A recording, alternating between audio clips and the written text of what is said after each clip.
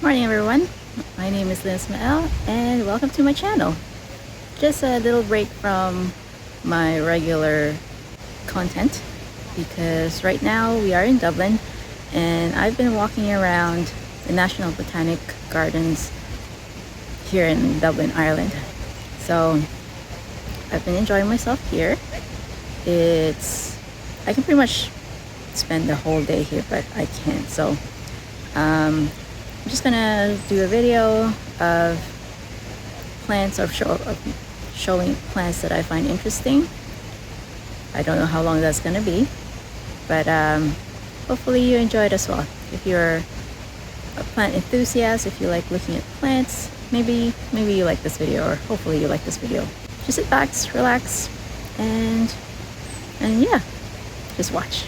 The National Botanic Gardens is about 3 kilometers away from the city center in Dublin, and it's easily accessible by bus. It's open to the public and it's free. The first thing I noticed coming in is a gardener who's trying to create a mosaic made of these succulents, which I thought was really interesting. The National Botanic Gardens was opened to the public in 1800, and their main purpose is to explore, understand, and conserve. The most fascinating aspect of their purpose is conservation, because they have over 300 species existing in their collection that are already endangered, and 6 of which are already extinct. They are also involved in educating the public on how plants and humans interact with each other and how it affects the environment globally. And in addition, by forming the gardens that they show, they provide us examples on how you can incorporate different plants from different places in the world and combine it with your garden. Just a form of inspiration, so to speak. When you first enter the garden, the first garden beds you see are divided into families, and I believe this one is in the fennel family because it reminds me of fennel fronds. I do enjoy having fennel in the garden because of the flowers it produces. It's more of an umbel form, so it attracts a lot of pollinators, and it's also got a nice texture, something that you don't normally see in other plants. Now the next bed contains plants from the euphorbia family, and they are now in bloom. I really do like the chartreuse little florets that it has, but I do know that you have to be careful because it can irritate the skin if you touch the sap. This one, I don't know what it's called, but doing some research, it's related to nasturtiums, and I do enjoy having the leaves looking like lupins. It's just too bad I didn't catch the name of this plant. This one is a geranium, and I found it interesting because it's got some fuzzy leaves, and on the label it said it's from South Africa, so maybe it's a little bit drought tolerant. Another geranium, and this is geranium phaeum, I believe. I like that it's tall, and I like the color of its blooms, so I went ahead and checked at Gelito and see if they sell any of the seeds from this plant, and they do, so I'm gonna try to grow them at some point. Now this plant is where flax seeds come from. It's flax grass, and it's got blue flowers. I've sprinkled some of them in my garden and hoping that it will grow, cover the daffodils that are on their way out. Now this one caught my eye because it's nice and bright. Almost reminds me of fried eggs, but with stars, and it's got really chartreusey looking leaves. This one is erysimum, so it's a kind of wallflower, but it's the mutabilis. It's a new variety, and I like it because it's got different colors, ranging from purple to pink to yellow. I saw the seeds at Chiltern Seeds, and it was sold out, but I'm hoping that by next fall they'll have some in stock and I'll be able to buy some and try them out as well. This one caught my eye because it reminds me of a poppy, but it's pretty much a big poppy. And when I looked into the name, it's from the Papyraceae family. So it is from the poppy family, but I've never heard of that name before. Cathartica Rosa or something like that. But this bud is about to pop, and it's just too bad I didn't get to see what the whole thing looks like. Now this one is a Nigella. I grew Nigella last year, but it wasn't this thick, it wasn't this big. So perhaps the environment over in Ireland is more conducive to growing Nigella than it was where I am. The next plant is something I've heard of it, but I've never seen it here in Canada. It's a convolvulus. And I like that it's almost like rosemary, but with white flowers. This one is an Imophilia.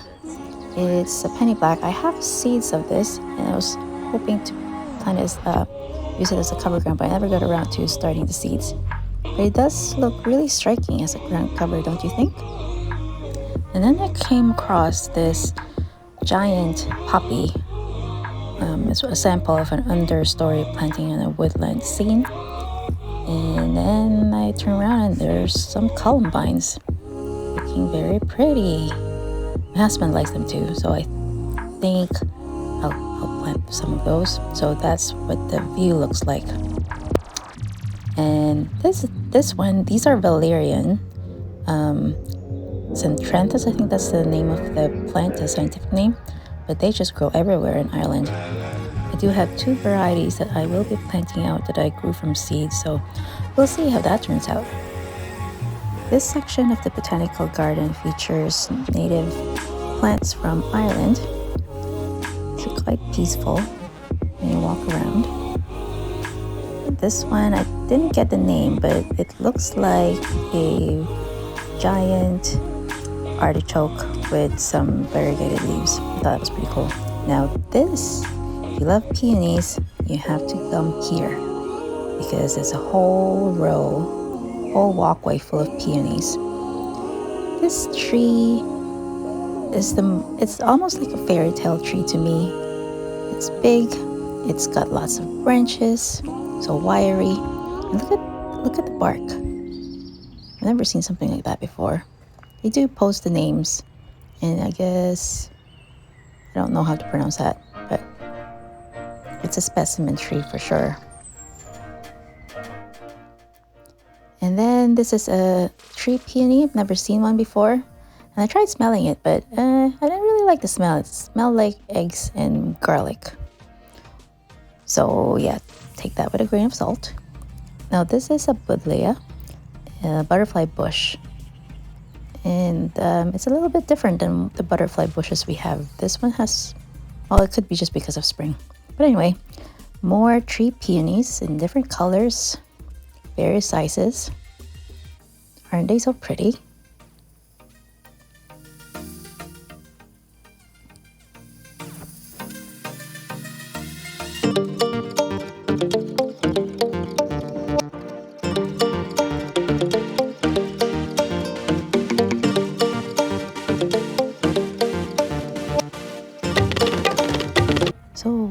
So different, eh? I really like it.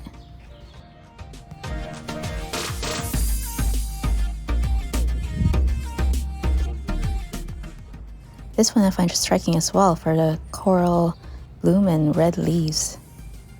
Very different. And that's the whole walkway full of peonies. Highly recommend. Now, this is the part where I go into the forest. Well, more like conifers, old trees. I mean, this garden is almost 200 years old. So they're just magical to me.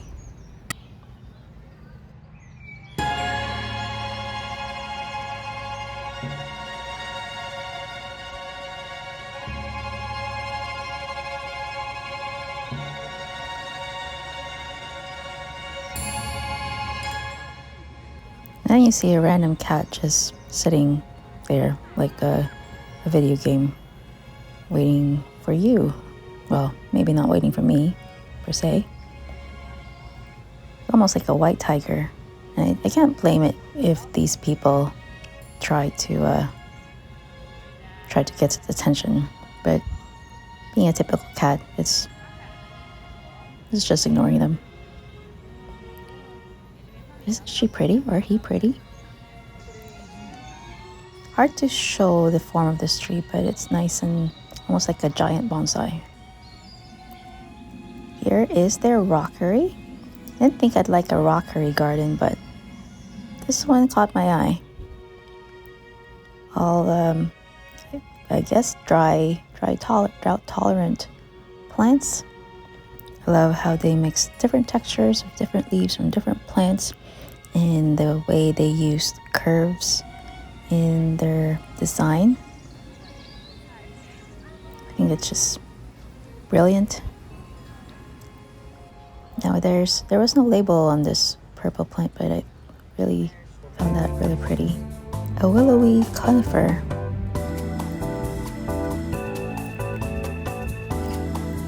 I just like it's pine, but it's like weeping pine. Well, I don't exactly know if it's pine or not, but that's what the needles remind me of. Like a curtain of greenery. I just love it. Now, if I had a big space, I would want a pergola full of wisteria beside a big pond, just like this. Goals, huh? And I found myself surrounded by rhododendrons and azaleas and camellias. I just wish we could grow some camellias here. But anyway, this row, I'm not sure if it's an azalea or rhododendron, but it's got really interesting shapes. And I wasn't so keen on growing rhododendrons before, but after visiting this garden, I think I should. Well, at least try. I have a pretty basic soil with pH of 7.4, so it might be a little difficult, but I do have some pine growing well in my property, so maybe give it a try. This one, I don't know the name, but it's so pretty. I just wish they labeled it. Cerinthe. I'm on the perennial border section of the garden, but I can't wait until my own Cerinthe start blooming. And the Astrantias, or is it Astrantia? I want some of those too. They look like stars bursting, waving. And magpie. And more columbine. This one is ruby port. And columbines you can easily grow from seed, and this one, it's just a taiga clematis. I can buy them from Northland, but the Northland ones come really small, so I'll have to wait. And this is a geum, a Scarlet Tempest. Everywhere in Ireland that had gardens, they had geum blooming, so once I got home, I ordered 3 geums from Bessie's because I want some of those. I want some of those beauty in my garden. This is Mrs. J. Bradshaw, and I believe this one you could buy from seeds. You can start them from seeds, and they're not pretty hard to start from seeds. More Astrantias. I think it's the same variety, but it's a good example of repetition. A euphorbia that's orange. Wow, why did I not realize that? Now this is Achillea distans, but it's huge. It's not your typical yarrow, and unfortunately it wasn't blooming when I came to see it. I'm just curious if it's going to have some humongous flowers too. National Botanic Gardens also has conservatories, and this one is their cactus exhibition. Look at that. So interesting, eh? I just find it fascinating how many types of cactus you can combine together to form a garden. I mean, I won't be able to grow that in Canada, but if I were to live somewhere else in a dry area, I think it would be fun to use these types of plants for your garden. I mean, you don't have to worry about watering for the most part anyway. And that's what the flower looks like. It looks like an alien or a spider. See all that? All the detail. Oh, amazing.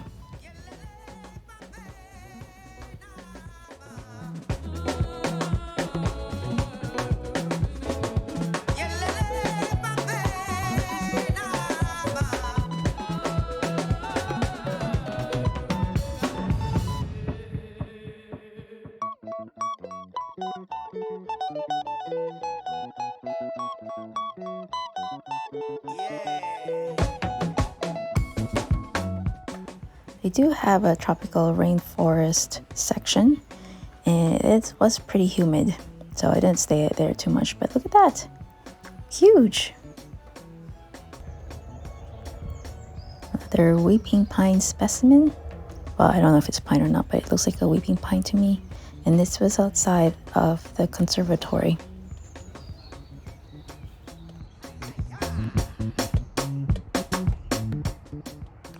And then you have this tree with this red bark that's all squiggly. I think that's just so beautiful.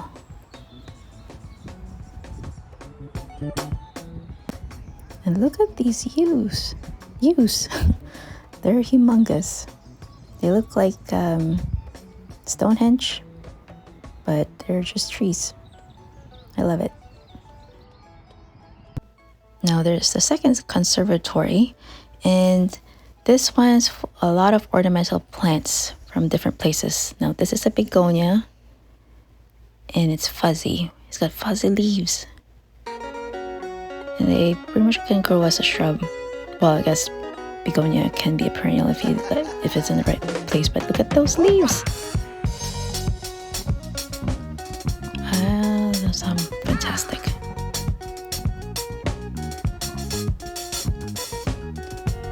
Another one almost reminds me of Solomon's seal. Shiny, long.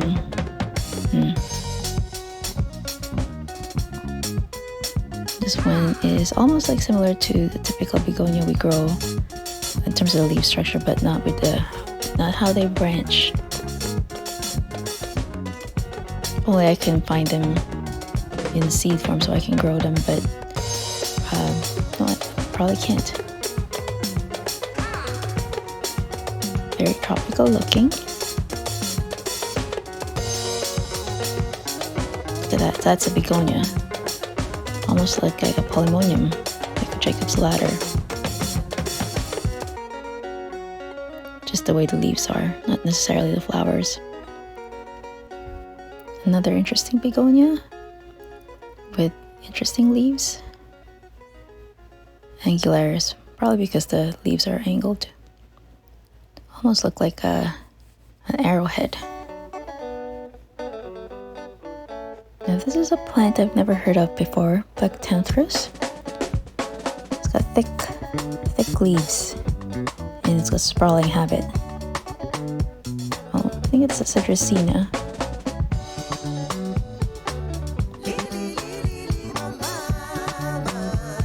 And this is a macadamia nut. Now, I entered a geranium exhibition. That's variegated geranium. I didn't even think that's even exist. And IV geranium, I've heard of them. Never seen them in person, but I do enjoy the vining habit and airy texture of the plant. Not texture, airy characteristic of the plant. Now this one, I've never heard of it. Well, a lot of these things I've never heard of. But I do find the texture of the flowers to be interesting. It could look good in a flower arrangement as an airy element. Another geranium, hardy geranium. Very interesting leaf structure.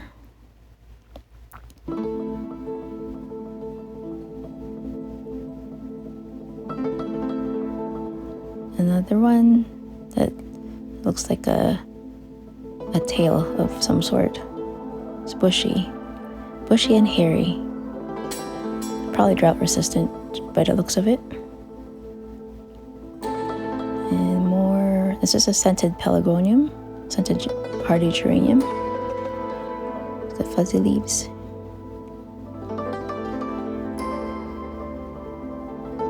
And this is what a geranium would look like if you let it grow for a while.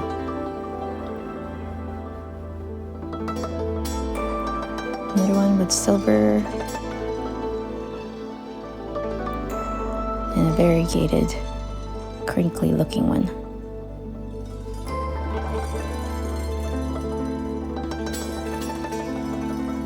Or dentata, so I guess then more pointy leaves. This one really smelled nice.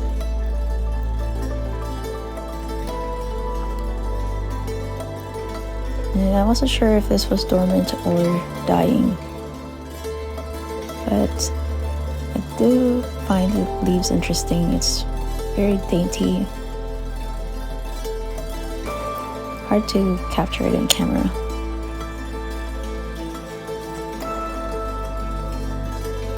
Some type of tree that with flowers that look like a bottle brush. And why did I take this? Some sort of an aralia. It's a plant that looks like a conifer, but I'm not sure if it is. This one reminds me of a phlomis, but it's not. It's more tropical. And I love the name Mephistopheles, named after a German demon. But it's like zonal geranium, just smaller. Now this one reminds me of a plant that starts with P, just a smaller version. And you think what it is? Papaya. More euphorbia in the landscape.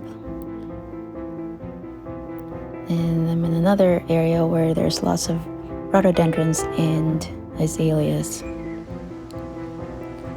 When we were on a tour, I saw a really bright pink tree from the distance, and I really didn't know what it was until I realized after coming here in this garden that they were rhododendrons. They just grow really big over there. More tree peonies. White and purple. I like that color. And this is a deutzia or deutzia. I was thinking of getting one for my garden too.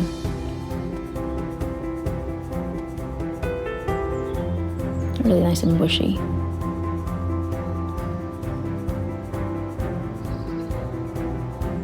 Now these are bruneras, and their flowers remind me of forget-me-nots. But I just find it interesting, or find it really beautiful how the blue floats in the path. Now this is their rose garden, and most of the roses are not blooming yet.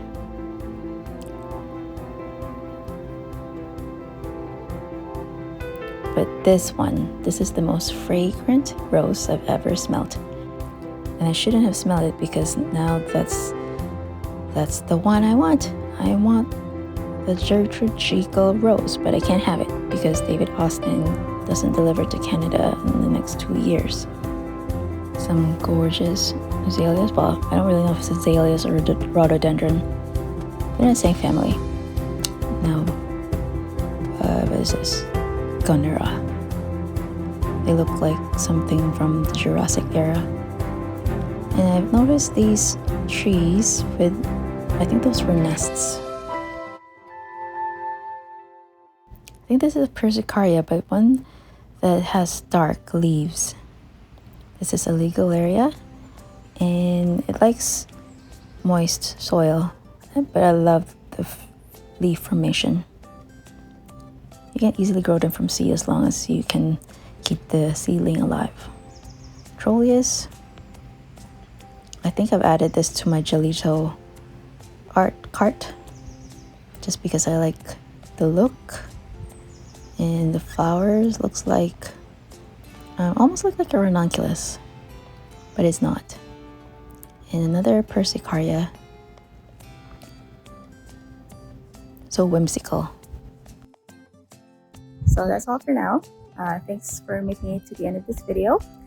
If you found this video helpful or entertaining, please feel free to subscribe. It really helps my channel get the algorithm it needs so that more people can reach it. And until then, see you next time. Bye.